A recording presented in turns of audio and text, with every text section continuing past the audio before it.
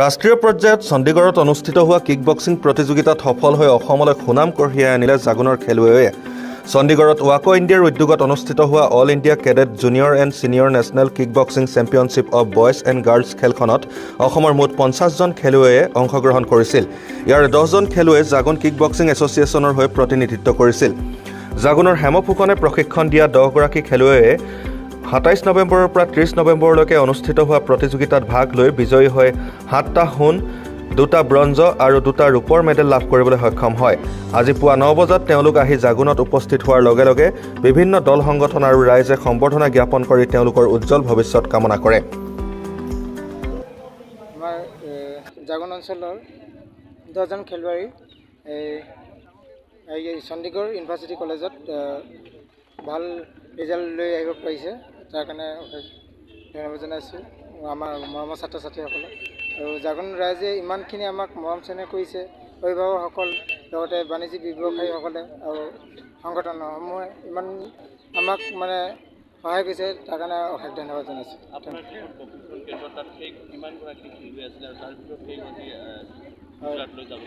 মোৰ ইয়াত আছিলে 17জন প্ৰশিক্ষণ আছিলে।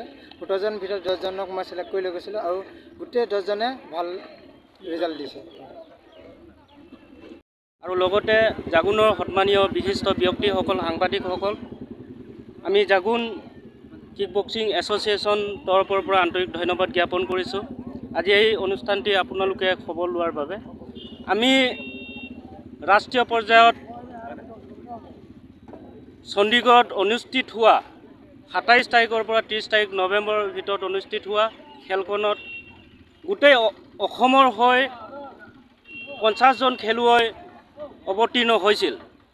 তাৰে আমাৰ জাগুনৰ 10জন খেলুৱৈ তাত পাৰ্টিচিপেট কৰা হৈছিল। এই পাৰ্টিচিপেট কৰোঁতে আমাৰ ইয়াত 7টাকৈ সোণৰ পদক আৰু 2টাকৈ ব্ৰঞ্জ আৰু 2টাকৈ চিলভাৰ পাবলৈ সক্ষম হ'লোঁ। গতিকে আশা ৰাখিছোঁ উঠি অহা নৱপ্ৰজন্মই আপোনালোকৰ সহায় সহযোগ আৰু এই এছ'চিয়েশ্যনটি ভৱিষ্যতে আগুৱাই নিয়াত সহায় কৰিব বুলি কৈ মই ক'বলগীয়া। हमारा जागुन से 10 लड़के गए थे बॉक्सिंग के लिए गुजरात में, और उन्होंने जिसे हमारा प्रेसिडेंट ने बताया कि जीत के आए गोल्ड मेडल्स सिल्वर मेडल्स जीत के आए, तो हम सबको खुशी है इसके लिए। और हम लोग कामना करते हैं भगवान से और सबका सहयोग आशीर्वाद भगवान का मिले हम लोगों को, और ये बच्चों को प्रोत्साहन मिले आगे के लिए खेलने के लिए। ये हमारी कामना है और आशीर्वाद देते हुए मैं अपनी बातें समाप्त करता हूँ। धन्यवाद। 27 তাৰিখৰ পৰা 30 তাৰিখলৈকে যোনটো গুজৰাটত এই কিক বক্সিং খেলৰ এটা অনুষ্ঠিত হৈছিলে,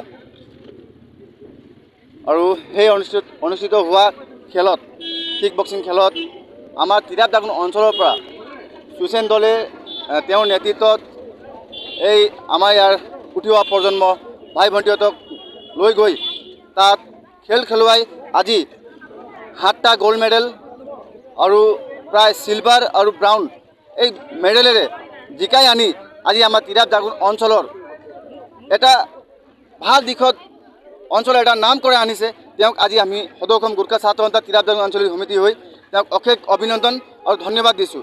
লগতে আমি আপোনালোকৰ যোগেদি আজি চাওক আমাৰ এই অঞ্চলত কানি ড্ৰাগছৰ বিৰুদ্ধে আমি সদায় গোৰ্খা ছাত্ৰ সন্থাৰ লগতে সকলো দল সংগঠনে আমি যুঁজি আছোঁ, কিন্তু আজি তেওঁৰ নেতৃত্বত আজি ইমান ভাল কাম হৈ আছে। উঠি অহা প্ৰজন্ম ছাত্ৰ ছাত্ৰীসকলে আমাৰ তিৰাপ জাগুন অঞ্চলৰ নাম কৰাই আনিছে, তাৰ কাৰণে আমি খুবেই সুখী আজি।